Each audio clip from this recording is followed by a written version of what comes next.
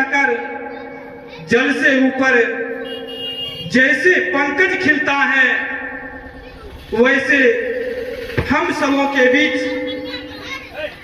मंचासीन पूज्यपाद आचार्य स्वामी पूर्ण चेतन जी महाराज खिलता है। तो आइए हम सबों के बीच अपने आसन पर विराजमान हैं माछीवाड़ा शाही में लुधियाना पंजाब से पधारे हुए गैरिक वस्त्रारी पूज्यपाद स्वामी आचार्य पूर्ण चेतन जी महाराज जी के पावन श्री चरणों में प्रणाम निवेदित करते हुए निवेदन करता हूं कि आप अपने अमृत वाणी से हम सबों का इहलोक और परलोक बनाने की कृपा करें। श्री सद्गुरु महाराज जी की जय।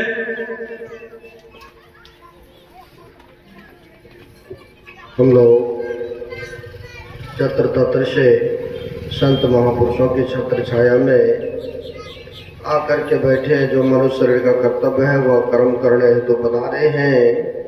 आइए सदगुरु महाराज जी का बुलंद स्वर में जय घोष करके अपना रचना को भक्त करें। बोलिए प्रेम से श्री सदगुरु महाराज की जय। श्री सदगुरु महाराज की जय। श्री सदगुरु महाराज की जय। पित सौ माता सौ गुना, सुत को राखे प्यार, मन से सेवन करे तन सो डांट अरुगाड़। माता से हरि सौ गुना, जिनसे सौ गुरुदेव प्यार करे अवगुण हरे। चरण दास सुखदेव, जो जस चंदा गवही, सूरज चढ़ई हजार, ए तो चानंद हो दिया, गुरु बिन घोट अंधार, ए तो चानंद हो दिया, गुरु बिन घोट अंधार। प्रातः स्मरणीयान श्री भूषित परमाराध्य सदगुरु महाराज, जो कि जन जन में कण कण में व्याप्त हैं, जग उद्धारक जग कल्याणकारक, ऐसे सर्वव्यापक गुरुदेव भगवान के पाद पद्मों में असंख्य असंख्य बार नमन है। तीर्थों को भी पावन पवित्र करने वाले मंचासन पूज्य साधु चरण आदरणीय श्रद्धा की मूर्ति संचालक साहब श्रद्धेय कुंदन बाबू, उपस्थित सदगुरु के सदभक्तगण, जो मानव शरीर का उत्तरदायी है, कर्तव्य वह कर्म करने हेतु पधारे हुए हैं। आप सब बड़े ही भाग्यशाली हैं जो कि धर्म काम के लिए समय दिए। अभी हम लोग पवित्र ग्रंथ से रामचंद्र मानस से बालकांड से हम लोग सुन रहे थे गुरु की महत्ता के बारे में, गुरु की प्रधानता के बारे में। कहा गया है 3 लोग 9 खंड में गुरु ते बरान को अकर्ता करे न कर सके, गुरु करे सो होए। 33 करोड़ देवी देवता है, हम आप जानते हैं। उनमें से 3 देवता को श्रेष्ठ माना गया है। ब्रह्मा विष्णु महेश को कहा जो उनसे भी नहीं होने वाला है वह कौन करते हैं, तो गुरु करते हैं। यह ज्ञान ध्यान के बाद कौन सिखाते हैं? तो गुरु सिखाते हैं। आवागमन से छुटकारा कौन दिलाते हैं? तो गुरु छुड़ाते हैं। जन्म मरण के दुखों से कौन छुड़ाते हैं? तो गुरु छुड़ाते हैं। यानी गुरु सर्वोपरि है। यानी परमात्मा क्या है? अप्रत्यक्ष है, गुप्त है। गुरु क्या है? तो प्रकट है ना। गुरु प्रकट है, इसलिए कहा है सबसे बड़े हैं संत पलटू साहब ने कहा, सबसे बड़े हैं संत, दूसरा नाम है तीजो 10 अवतार तिन्हें प्रणाम है, ब्रह्मा विष्णु महेश सकल अवतार है। अरे हरे पलटू, सबके ऊपर संत, मुकुट संत सिरताज है। यानी मुकुट, जैसे हम लोग पगड़ी पाने सबसे ऊपर है ना, वैसे ही संत गुरु को धर्म ग्रंथों में, शास्त्रों में, वेदों में सबसे ऊपर दर्जा दिए। अगर गुरु नहीं होते, चाहे भौतिक विद्याई को ले लीजिए, संसारिक ज्ञानी ले लीजिए, अगर बताने वाला गुरु नहीं होते तो विद्यार्थी को ABCD का विज्ञान नहीं होता। अरे जगह जगह पर गुरु की आवश्यकता होते हैं। और रामायण में भी कहा है, गोस्वामी तुलसीदास जी महाराज फरमाते हैं, बिन गुरु भव निधि तरे न कोई, जौ बिरंची शंकर सम होई। कहते हैं बिरंची ब्रह्मा के समान क्यों हो जाए, शंकर भगवान के क्यों सम्मान हो जाए। जब तक जीवन में गुरु नहीं आएंगे तो भवसागर से पार नहीं हो पाएंगे। इसीलिए कहा सबसे बड़े हैं संत, जो महापुरुष है बस सबसे ऊपर है। अब कहेंगे ऐसे कैसे ऊपर है? दूसरे जगह कहा है ना, एक भक्तों के पास में परमात्मा भी उसी समय आ गए, और उसी समय कहीं से भक्त के दरवाजे पर गुरु भी आ गए। तो पहले किनको नमन करना चाहिए? पहले गुरु का करना चाहिए, पूजा पाठ नमन करना तो उनका भी चाहिए।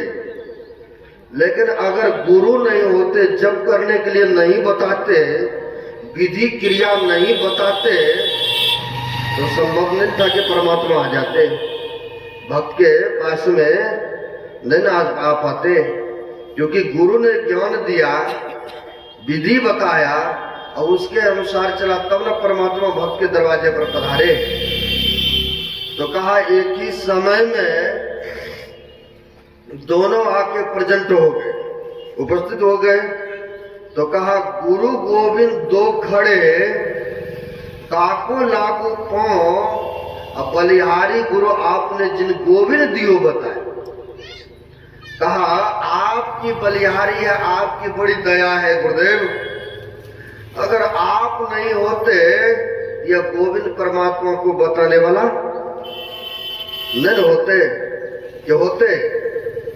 यानी सज्जनों कहते हैं, बिन गुरु माला फेरता, बिन गुरु करता दान, और सब गए निष्फल पूजो वेद पुराण।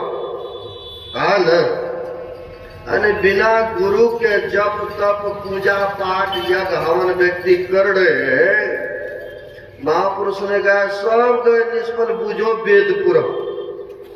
ऐसे ही सज्जनों पंजाब में हो गए 10 गुरु, आप सबों को पता है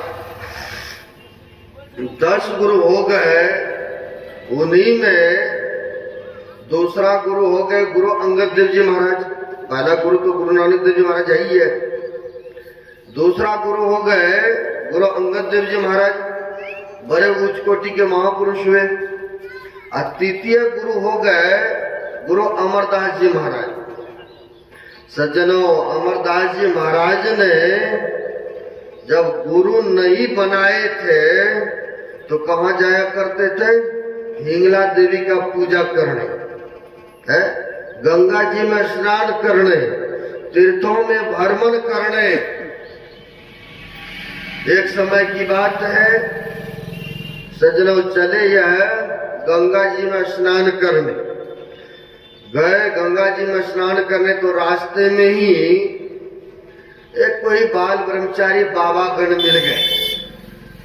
आपस में बातचीत क्रम में दोनों में बड़ी घनिष्ठता हो गई।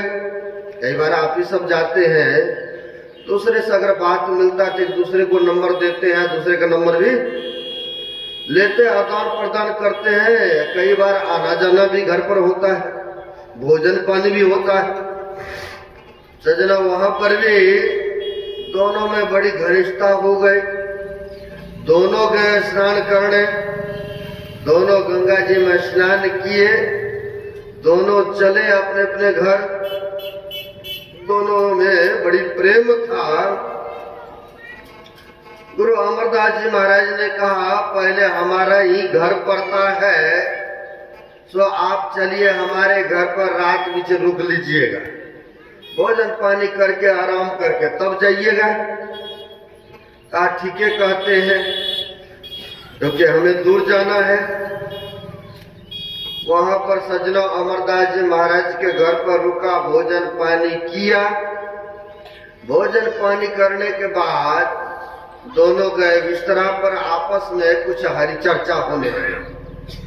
चर्चा होते होते गुरु अमरदास जी महाराज से पूछ बैठते हैं ब्रह्मचारी जी कि आपके गुरु जी कौन है, कहाँ रहते, क्या नाम है। कई बार पूछते हैं ना आप सबसे भी। खैर आप सब तो बिहार प्रांत में है तो करीब करीब सबको गुरुदेव का नाम जानते हैं। हम लोग जाते हैं पंजाब में ही रहते हैं, हरियाणा दिल्ली भी आते हैं, कहाँ गुजरात राजस्थान भी जाते हैं। तो कई बार ऐसे सभी व्यक्ति मिलते हैं। अब होता क्या है, पूछ बैठते हैं कि आपके गुरु जी का क्या नाम है। हम भी गए थे, नंदपुर साहब है जहाँ 10वां गुरु गोविंद सिंह जी महाराज का यानी बहुत विशाल वहां पर नंदपुर साहब में वहां पर गुरुद्वारा है। बहुत लोग आते हैं दूर दूर से। अब जहां पर संत महापुरुष तपस्या किए हैं, जब सुमरण किए हैं, जैसे सिकलिया गरधरारा में हमारे आराध्य पूजा पाठ किए, ध्यान किए हैं, तो लोग जाते हैं ना नमन करने, दर्शन के लिए, क्योंकि पूजनीय स्थान हो गए। वैसे ही वहां पर बहुत बड़ा है नंदपुर साहब। आपके जैसे कई भक्त लोग हमारे आश्रम में आए तो उनकी इच्छा हुआ कि महाराज बड़ी चर्चा सुना हूं नंदपुर साहब का, सो चलिए न एक बार हमें दर्शन करना है। क्योंकि घूमने ख्याल से गए थे भक्त, तो मैंने कहा ठीक है अपनी गाड़ी है चलते हैं। गए वहां गए तो जो भी है, चलो संतों के दरबार में गए तो माथा टेकना तो हमारा कर्तव्य होता है। लेकिन मुस्लिम भाई लोग जनवरी में आ रहे थे पटना साहब में, यानी गुरुद्वारा पटना साहब में गाड़ी लेके हम लोग आ ही रहे थे। सबों की इच्छा हुआ कि चलते हैं, थोड़ा हाजिरी लगा लेते हैं, दर्शन पर्शन कराते हैं। तो हम लोग गए, माथा टीके, जब बाहर निकले तो 3-4 मुस्लिम भाई को देखे। उनमें पहचान है ना, दाढ़ी है तो मोछ नहीं है, और ऊपर में सिर पर टोपी भी लगाते हैं, स्वाभाविक है पहचान तो हो ही जाता है। मैंने देखा उनको तो मैंने पूछ दिया, बड़ी खुशी हुई आप लोग आए हैं गुरुद्वारा के अंदर में माथा टिकने के लिए। तो अंदर गए तो माथा टिके थे ना, मेरे मन में हुआ, मैंने पूछ दिया। बढ़िया अच्छा आदमी देखने में लग रहा था, घोड़े लारे थे, बढ़िया पाने में उजला कुर्ता और उजला पजामा पहने हुए थे। मैंने पूछ दिया कि आप अंदर गए तो माथा टिके थे, नमस्कार किए थे ना। बोलते क्या जानते हैं, एक ही अल्लाह के आगे में सिर झुकता है मेरा, और नहीं हम झुकाते। हम बोले अल्लाह खुदा को, परमात्मा को, गॉड को, ईश्वर को, ब्रह्म को, हरि का तो 1000 नाम है, तो उन्हीं में से तो ये भी है ना, खुदा है, रब है। तो आप अंदर फिर गए तो क्यों नहीं माथा टीके? तो उसने फिर दोहरा दिया कि हम ये कि अल्लाह को ही मानते हैं।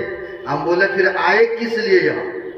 आखिर प्रश्न तो करेंगे ना, जब आए हो तो यहाँ पर आए तो फिर माथा क्यों नहीं टिके, नमस्कार क्यों नहीं किया? कहते हैं हम देखने के लिए आए।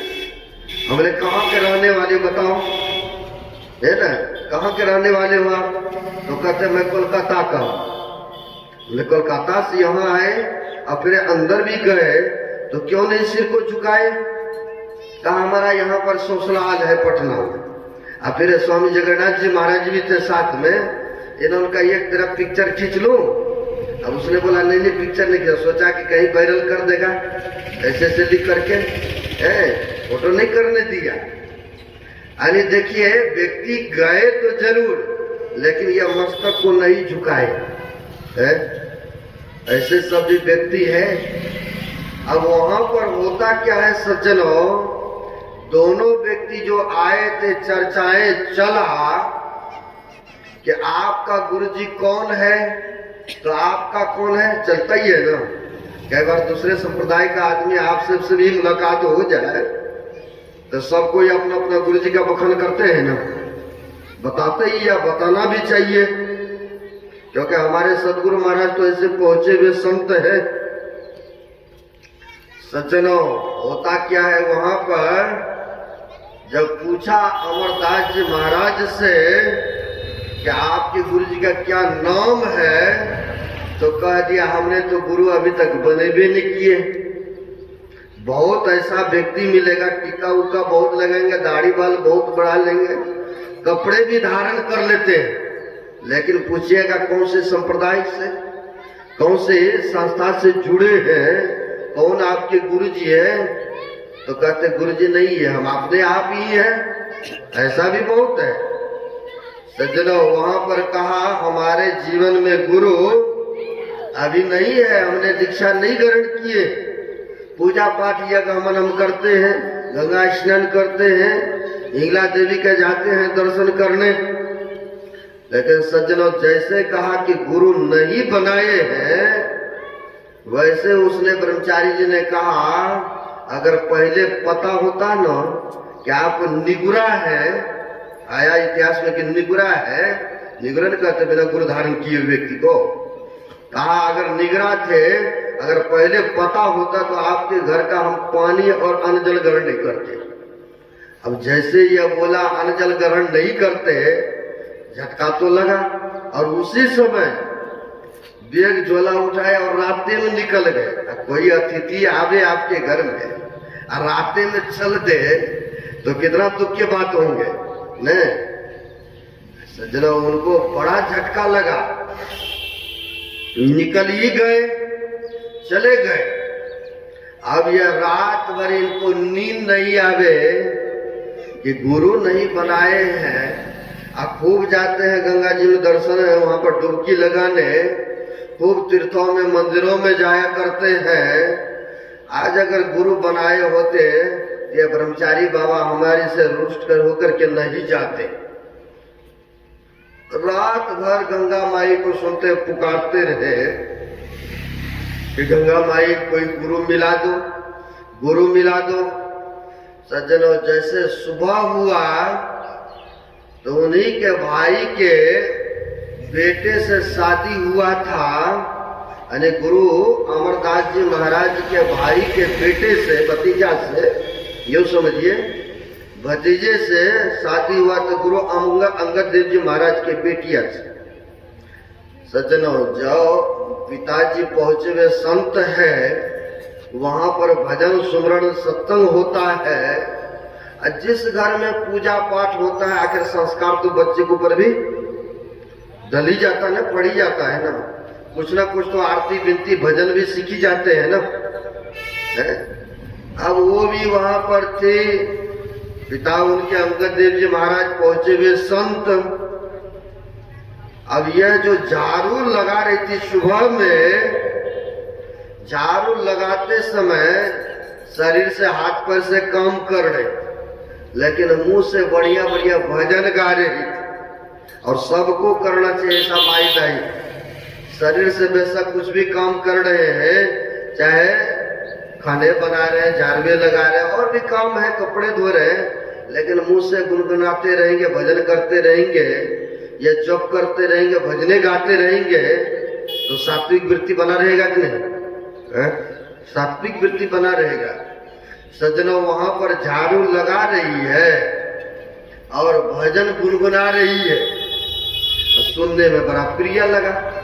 किसी का गला में अगर मिठास तो हो, तो मन में तो होता है नहीं कि और सुने भजन, और सुने, है यानी बड़ा प्रिय लगा, बड़ी ध्यान से, बड़ी गौर से भजन सुनने लगे। और जब भजन संपन्न हुआ तो अमरदास जी महाराज आ गए। अब बेटी, तुमने इतना सुंदर सुंदर भजन कहाँ से सीखी हो? है, कहाँ से सीखी हो? कहा हमारा पिताश्री है, कुटिया बना के रहते हैं, वह बड़े पहुंचे हुए संत हैं, बहुत सारे आते हैं उनके चरण शरण में। जैसे गुरु महाराज भी पहले गुफा में रह करके ध्यान करते थे, तो स्वाभाविक है लोग ऑटोमेटिक आना प्रारंभ कर दिए थे ना। भागलपुर गुफा में तो सुनते कि हड्डी गुड्डी था, निकाल के बाहर किया। अब बाहर किया तो लोगों ने कहा एक महात्मा जी आते हैं, गुफा में रहते हैं, उन्होंने हड्डी बाहर निकाला है। जाके थाना में खबर कर दिया है। थाना से आया सिपाही लोग, देखा, एक दरोगा ने सिपाही को दे दिया कि देखो कहीं यह जाते कहीं रात में मनुष्य को हमला करके ले आता है इस तरह से, और उनको मार करके कहीं उन्हीं का हड्डी तो नहीं बाहर में फेंका है। ऐसा लगा दिया एक सिपाही को। लेकिन सदगुरु महाराज तो सुबह जाते थे गुफा में, एक ही बार रात में निकलते, शाम में ध्यान करते थे, जप करते थे, उस ब्रह्म को दर्शन करने की अभिलाषाएं थी। सज्जनों, वो भी दरो जो था सिपाही, कहा नहीं ये तो पहुंचे हुए संत है, पूजा पाठ करते रहते, ध्यान करते रहते हैं, तो बाहर में नहीं जाते। बड़ी प्रभावित हुआ। जब उन्होंने दरोगा साहब से बोले तो वो भी आकर के चरण में झुके हैं। अरे संत जो होते, जैसे आप सेंट के दुकान पर चले जाते हैं, बेशक नहीं भी खरीदते हैं, आपको खुशबू आ जाता है कि नहीं? संत तो वैसे ही होते हैं, उनकी नैसर्गिक हवा आ जाते हैं भक्तों में, और स्वाभाविक है कि वो उनके चरण और शरण में व्यवहार, उनकी वाणी से वह झुक जाते हैं और उनमें श्रद्धा उत्पन्न हो जाते हैं। अब यहाँ पर जैसे कहा कि हमारे पिताश्री पहुंचे हुए संत हैं, कहा बेटी तुम ले चलो अपने पिता के पास। तो उन्होंने कहा कि बिना आज्ञा के मैं नहीं जाऊंगी। कहा मेरे साथ चलो, जो भी होगा हम उसको संभालेंगे, चलो तुम एक बार दर्शन कराओ। क्योंकि जीवन में झटका लगा था ना, रात्रि में ब्रह्मचारी जी महाराज भाग निकले थे ना। सज्जन, होता क्या है, वहां पर गए हैं, गए तो हो सकता है गुरु अंगद देव जी का ही प्रेरणा हो, प्रेरणा उन्हीं का हो। जब गए हैं तो बड़ी आदर सत्कार किए, बड़ी आदर सत्कार। मन में डाउट भी हो रहे थे कि यह पहुंचे हुए संत होंगे तो ऐसे कैसे बराबर सिंहासन दे रहे हैं बैठने के लिए। अब उम्र भी कम नहीं, 62 साल हो गया था। देख लीजिए, तीर्थ में भ्रमण आया इतिहास में, 62 साल की उम्र हो गए थे, है ना, गुरु अमरदास जी महाराज को। लेकिन जीवन में गुरु नहीं था। सजना, वहां पर आदर सत्कार, भोजन पानी हुआ, सोने के लिए दिया गया। जब रात में अमृत बेला हुआ तो अमृत बेला में होता क्या है, इनके अंतःकरण लघु शंका लगा या निकला बाहर। अब जैसे बाहर निकले तो वहां पर देखते कि बड़ी सुंदर दिव्य शरीर में झाड़ू लगा रही है इस अमृत बेला में। अब इनको हुआ कि यहाँ पर कुटिया में तो कोई है ही नहीं, माताएं लोग, कर माता लोग कोई सेवादार आ भी जाए, लेकिन ये तो लग रहा है बड़े दिव्य शरीर में है। बड़ी सुंदर है, बड़ी इस तरह से देखने को मिल रहा है। इनके मन में हुआ कि एक बार पूछ देता हूं कि आखिर है तो कौन है, इतना सुबह सुबह झाड़ू लगा रही है। सजरा वहां पर आ गए पूछने के लिए, है ना। पूछते हैं कि आप कौन है माता जी, इतना सुबह सुबह कुटिया में झाड़ू मार रही हो, लगा रही हो। सजनों कहा, वो कहती है बेटा तुम जिसको दर्शन के लिए जाया करते ना इंगला देवी को, वर्ष में जाते हो ना, वही मैं इंगला देवी हूँ, यहाँ पर झाड़ू लगा रही हूँ।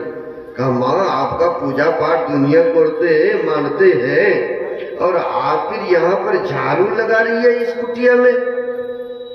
देखिए वहां पर कहते हैं, क्योंकि तो हम लोग गाते हैं ना, देवी देव समस्त परम प्रभु अब गुरु में करे निवास, कहते हैं सब संतों का कहना ने, गुरु के चरण में सभी देवी देवता मेरे विराजमान है ना।